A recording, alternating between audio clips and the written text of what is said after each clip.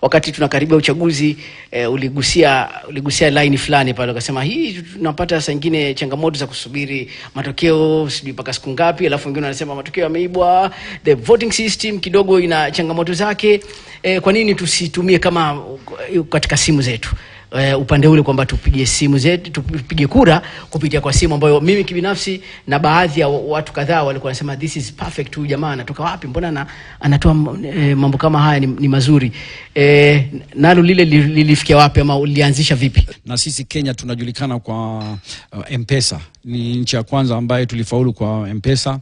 Na hiyo pia ilinipemutisho kwamba kama Kenya inaweza kuwa the lead kwa kitu kama hiyo ya teknolojia, manake kuna vitu nyingi ambaye tukijiamini sisi tunakuwa number 1 ulimwenguni.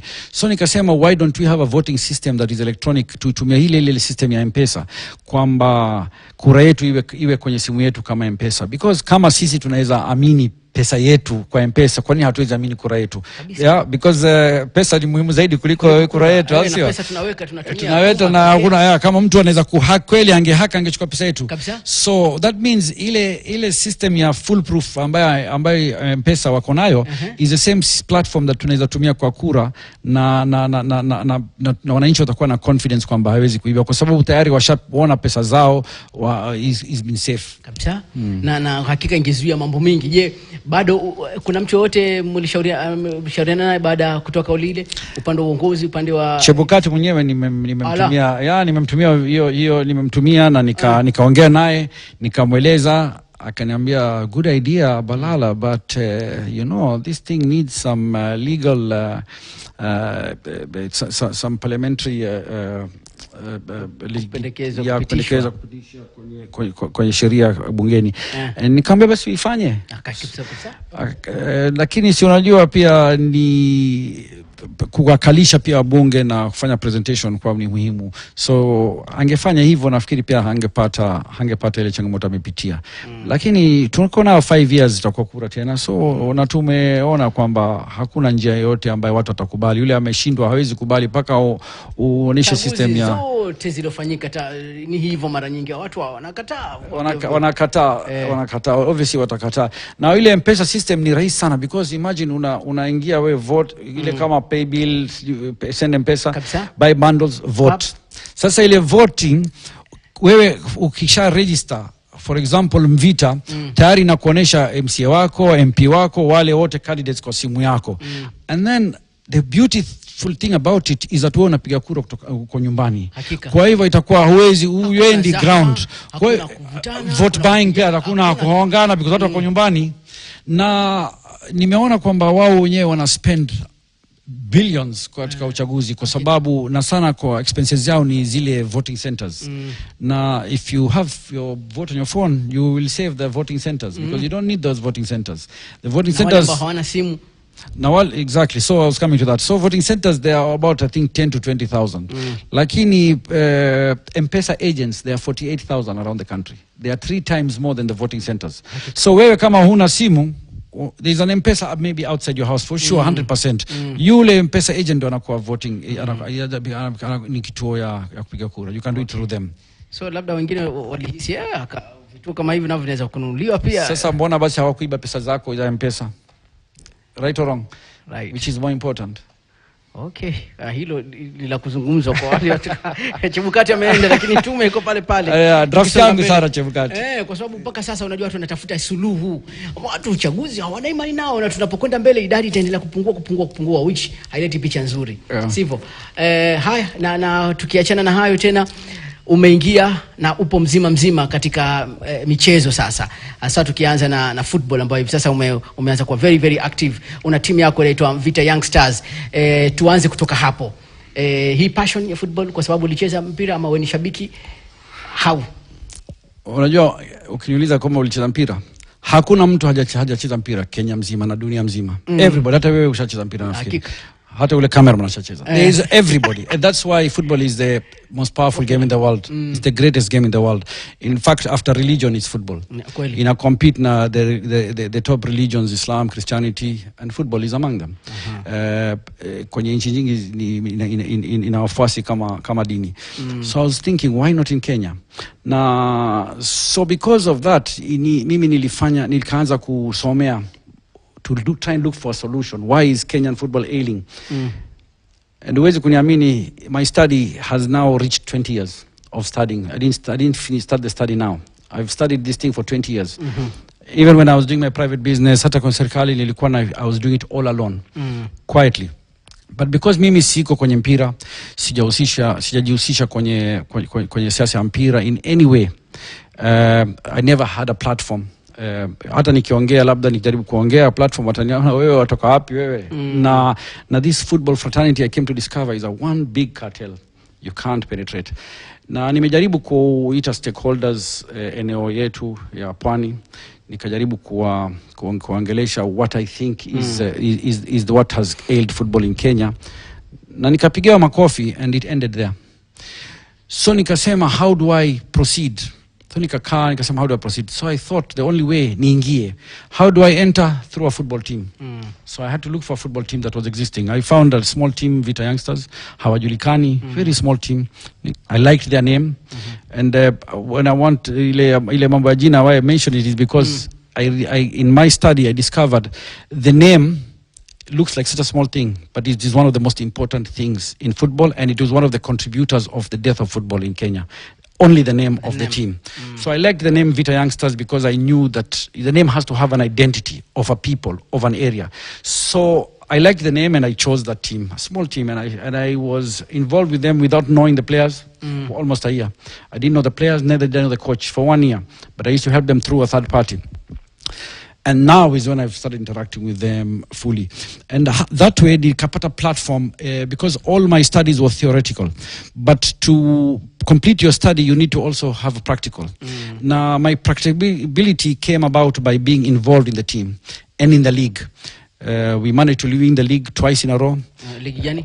Mombasa Premier League. Hizi the teams of Mombasa. Na mwaka jana umeshinda pia. Yes, and mwaka jana we lost on the last. We came second on goal difference, but not on points.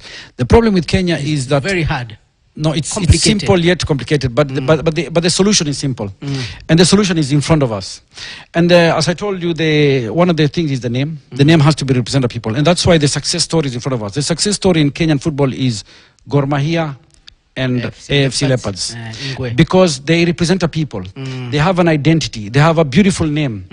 But you have a team called, now if I start mentioning names, nitakutajia mbili ninajua.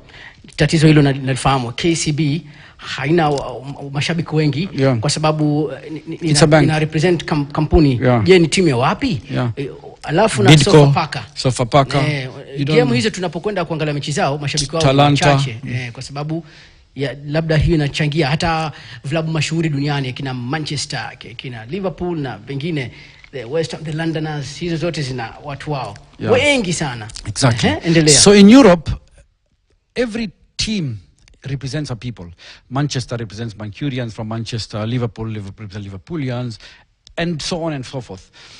When you go to Spain, Barcelona, Madrid, when you go to Catalonians are the Barcelonians. They have an identity. Ukienda Italy, if you're from Juventus, if you're from Napoli, if you're from Rome, you have your team. But then when you come to Kenya, so when I was talking about it to some very senior people who matter in sports in Kenya or football, they were like, yeah, so we should have teams called Mombasa United, Nairobi. I said, no. There is a Nairobi City Stars. Siko. Do they have a fan base? Now we go, there are three things that we need to take care of, look at. Now, you don't copy and paste the way we copy and paste from the EPL. EPL have 18 teams, we have 18 teams. No, we don't need to have 18 teams. What we need to do is that we need to make a hybrid system that goes with our culture and our economic situation. Kenyans are obsessed with their region, their tribe, not their city. You will never have a team called Mombasa United. Otum is born in Mombasa, lived here all his life, but when Gor Mahia plays, he'll never support Mombasa. He'll support Gor Mahia. Gor Mahia. Why? Because that represents his identity. The political parties have shown us they are regional. Wiper represents a region. We all know it. Let's not lie to ourselves. Wiper represents the Eastern, Kambani. ODM represents a region, no matter how much they want to say it's a national party, but we know when the party leader moves, they'll all move, even if they'll teach the name. UDA, Ford Kenya, these are regional and they've succeeded. That's why the most dynamic politics in Africa is Kenya. Now imagine if we had such a scenario in our football teams. We will have the greatest league in Africa. No league in Africa will beat us. And we'll have the greatest team in Africa. We will have the best team. And I hear people talking about Harambee Stars. Immediately I read the Harambee Stars. You don't reach there. You don't talk about Harambee Stars. First fix the league, the Premier League. And that's because that's where the talent, you showcase your talent. Na kuna talent nyingi sana all over, but we can't see them. NSL, Division 1, 2. Now I have a problem with that also, but I'll come to that. But in the Premier League, mimi nasikia viongozi wengine wanasema we are now, and everybody does it, by the way. Everyone who becomes a minister for sports or FKF president, they talk about the same thing. They sound like a broken record. They form committees. Kama juzi there was a committee formed. Every minister has formed a committee, but we are still there. They talk about having youth. They talk about youth grassroots development or academies. No, because once you develop an academy, you develop a youth. Where is he going? Where is the destination? If it's broken up there, where is he going? So fix the league. So there's a destination that to head to. So when you pick them up from youth centers or from grassroots level, they know the route is up to the Premier League, because that's your end very goal. Competitive. Yeah. Alafu wanaonekana wakichukuliwa nje. Exactly. Lakini our Premier League never. Yeah. So you want to build a nursery school, but you don't want to build a university. You can't do that. So you have to have everything working at the same time. So our main challenge in Kenya is we've killed our Premier League. Our Premier League is actually a sports day for state corporations and parastatals, where we use taxpayers' money to we think that we're doing a favor to football, but we are actually killing it. We're killing it. Not benefiting. Poor salaries, and also not that, because now if unajua Bundesliga, you're not allowed. There's a rule. You're not allowed to be a sponsor and participant. You can't. Companies are not allowed in the league. They must be 50% plus one owned by the fans, every team, and must represent a people and must have an identity. That's why most of them are under cities, the names of cities. Red Bull walijaribu kuingia Bundesliga wakakatazwa because of that rule, and that's why they had to remove the name Red Bull from the. There's no Red Bull in the league. It's called RB Leipzig. So Leipzig is under a city. They had to go to a city and. Salzburg. Yeah, Salzburg. And they had to do that. They had to go through. But first when they came under Red Bull, they were told, no, you can't. Sponsor the team, have your jersey, but you can't do that. So that's the same way Premier League, kwanza kuna wakati pale kwa Barclays Premier League. Yeah, no, now that is different. Now the league, you have a naming rights. So Barclays pay for the naming rights. It's only for that 1 year. They pay. You have naming rights for stadiums. You have naming rights for jerseys. You have naming rights for the thing. But you cannot call the football team a name of a company. You can't do that. These people have evolved over 100 years, these leagues, and they know that. So I don't know why we are doing it. Kwa nini wakati wa ligi za mashinani, mimi nikienda sana hizi sehemu za mashinani ambao watu hawataki hata kuzipatia coverage, then you go there, the ambience is very different. Mashabiki wamejaa, mama yuko pale anatoa machozi timu yake ikifungwa. Lakini katika ligi zetu hakuna timu kubwa zikicheza, hakuna. Lakini ukija huku ligi ndogo tu, Vita Boys sijui na tuatugawe, watu hapo, watu kabisa, watu wazima nini, kina mama tunakosa, because wale wanawakilisha mtaa wao and their community, so the mtaa is an identity. Kama Madubaha. Yes, so but the problem now, you can have that at that level, your county, but when you go nationally, the fan base has to grow. So when you go nationally now, your fan base already is no longer Madubaha, but it becomes the whole of Mombasa. That's how unachukua Mombasa mzima. There are team from our place here. Then you go with the crowds as the neighboring mtaas. That's how it works. So to solve that problem, so you think about, how do I help my people thrive? The only way is in America they have such a situation, because America is vast and it's big, so they don't expect watu kutoka western side of the US to go to the eastern side for their games. So they divided the country into 4, and they have the Eastern Conference, Western Conference. So you play in that area of yours where you can afford to play, and then the winners of all the conferences meet for playoff. So in the NSL, because you have teams that can't afford to travel, and they give walkovers, why don't you have it regionally, and then you allow teams from different regions to, now you don't just say 3 teams will go up to the Premier League. You say 2 teams from the coast will go to the Premier League, 2 teams from Western Kenya, 2 teams from Eastern, 2 teams from here, and then you have a league that is spread out. Can you imagine if kama tungekuwa na team ya Northeastern in the league? We don't have it. But do you imagine all those leaders were Northeastern would all be involved in supporting that team? For sure, because and they're very passionate about football. And how powerful is football? In the 80s, football was at its highest, and after, when we hit the 90s, we were starting to go down slowly, and then now we are at rock bottom.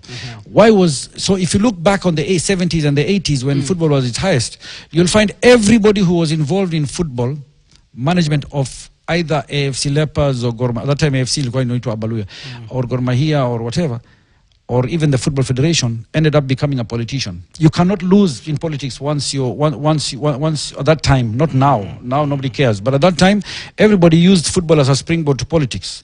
The Kenneth Matibas and the Sambus and what made it important, because it's so powerful. But that's why I keep telling people that mimi sina nia siasa, because if I did, I will be like them and I will kill the sport. Once I get what I want, which is the siasa, I'll forget everybody. So I have programmed myself that I shall never go into politics, because I don't want to spoil this thing that I'm working on. I'm hoping that I will achieve. And I say to myself, even if I can make 10% of the population understand what I'm saying. Kwa hivi sasa, your ambitions, una mipango gani sasa? Football peke yake, michezo peke yake? Michezo peke yangu, because mimi, kama umenifuatilia mambo yangu, I like to transform. I like to get something that is not working and make it work. That's why everything I touch is always controversial, because I believe kama kuna kitu imekufa, and for many years we could not solve it, there must be a way out of it, and the way to do it is out of the norm. To solve it is always out of the norm. You always have to think out of the box. So zile fikra ambayo niko nazo, I want to put it into practice in football. And at Mombasa level, I've succeeded, because I'm seeing all of a sudden mashabiki wanaanza. Na mpira ni mashabiki, usidanganywe. Mpira are not only the 11 people who are in the pitch or the 22 people, but it's actually the people around, because those are the guys that you come, because football is a talent. You come to showcase your talent, but you cannot expect me to come and showcase my talent week in, week out on an empty stadium. That's what's happening to our league. They are showcasing the talent on an empty stadium. We don't, even me and you, we're supposed to know who should make it into national team, because we see them every week. If I tell you to tell me who the national team or you think should be of England or of Spain, you'll tell me. But if I tell you of Kenya, you won't know, because you don't see them, because the stadiums are empty. But if we had it full, all of us would be able to have an idea where is the talent, and the talent will be seen all over the country, because even the guys ambayo wako kwenye grassroots, their aim they'll know is that, let me reach the Premier League, because at that place is when I'll be seen. Because but right now we don't know it will be seen through the Premier League. We don't know. So there is an importance of fans. How ndio lazima to focus sana katika fans in marketing our sport. It's like any entertainment industry, because the sportsmen are entertainers. Ni kama mwimbaji, for example, any singer, even Diamond, if he comes and you tell him there's a concert and he comes to Kasarani Stadium or Nyayo, and if he sees an empty stadium, he's not going to sing. Atarudi nyumbani. And the footballers should do the same. When they come and see an empty stadium, they should walk out, because I'd rather play in my garden at home. Let them play somewhere and tell us the scores. Waniambie ngapi scores, tuandike kwenye board yao ile sheet, table sheet, because they're not doing it for anyone. And today nowadays the money is not only on get collections. The money right now is on media. No, is on media, on TV viewership. And after TV viewership, we've already missed the TV viewership, because we killed our sports when TV viewership was at the top. And the Premier League thrived because they made use of the the TV viewership through Sky Sports. Sky Sports in 1992 was established only because of the Premier League. Now there's a new thing that is already, and I don't think we should miss out on it. It's now the data platform. The data platform now is through the internet and the Facebooks and all these things. That's another platform that the live streaming. That's another platform. Now we should work out towards that, and that's a lot of money. The Indian Premier League are the first guys to do it. This Lalit Modi, he managed to do his TV rights. Half was on digital platform, not data platform. Sorry, digital platform. About 2.5 billion and 2.5 billion on TV. He managed to overtake the EPL. Today, the Indian Premier League, which was only formed 8 years ago, is number 2 in the world after the NFL. Wame overtake Paka English Premier League. And just that's on cricket, and that's a new thing that has started. So if this guy called Lalit Modi had a vision that I will do this, and he succeeded, in Kenya, somebody must come up and say, I have a vision and I'll succeed. And if nobody's going to do it, I'm saying, let me be the one to try it. And let me die trying, but I will try it.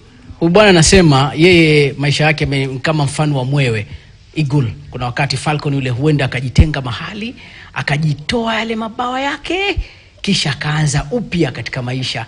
Na ndio yeye kwamba safari hii inazidi kusonga mbele. Baada ya kutumikia umma kwa takriban zaidi ya miaka 10, hivi sasa amekaa chini. Je, tatizo lingine liko wapi? Katika soka letu hapa nchini Kenya, michezo, viwanja vina mashabiki, timu hazijielewi, wachezaji hakuna mahali wanafika, vipaji vipo vinaendelea kufifia, na yote tunasema ni almasi iliyopo ndani ya mchanga. Kwa hivyo leo nadhani kutoka kwake Taufiq Balala anakuambia bwana, lazima uwe na msimamo wa jambo, hata mtu akakusema kwa uzuri, hata mtu akakusema kwa ubaya, lakini kama maslahi unajua ni kwa ajili ya mwananchi, basi usirudi nyuma. Nadhani tumejifunza, nadhani pia tumepata kumfahamu vizuri Mr. 222, Mr. Happy Hour. Happy Hour, kumbuka si Mombasa tu. Sasa hivi inatumika paka kule Nairobi, kuna wakati fulani inatumika kupunguza nini? Kupunguza traffic. Kwa hivyo wewe kuwa yule mtu anayejaribu kufanya jambo, kuna kufeli na kuna kufaniki, kuliko yule ambaye hatafanya lolote. Mimi nashukuru sana. Labda kauli yako ya punching shot. Punching shot basi ni kuambia wale ambaye wanafikiri mimi naifanya hii kwa lengo ya mpira, kwa lengo ya siasa, ama kwa lengo la maarufu. Nataka tu assure them that that is not the case, because ukifanya lengo hiyo, watu wengi wanakuwekea roadblocks na mitego ili usifaulu. Kwa hivyo msiniwekee mtego. Sitaki viti zenu, sitaki siasa. Nataka tu nifaulu katika hii ambayo itafaidi mwananchi wa kawaida. Kutoa suluhisho tu, sio? Kabisa. Kwa hivyo wewe umashuhuri hautaki, unakufuata wewe tu, wala hukutegemea kama utakuja kuwa mashuhuri utasema hivyo. Kabisa. Sawa, shukrani bwana. Haya, mpaka Ijumaa ijayo katika makala mengine. Kipindi ni Kipi Sijaskia. Mimi naitwa Ahmed Bahaj, na kawaida nakwambia baada ya mazungumzo yetu na hawa watu ambao wamefanya mambo katika jamii, huwa zinatoka cheche, na kwa ajili hiyo tunapiga mstari chini yake. Shukrani.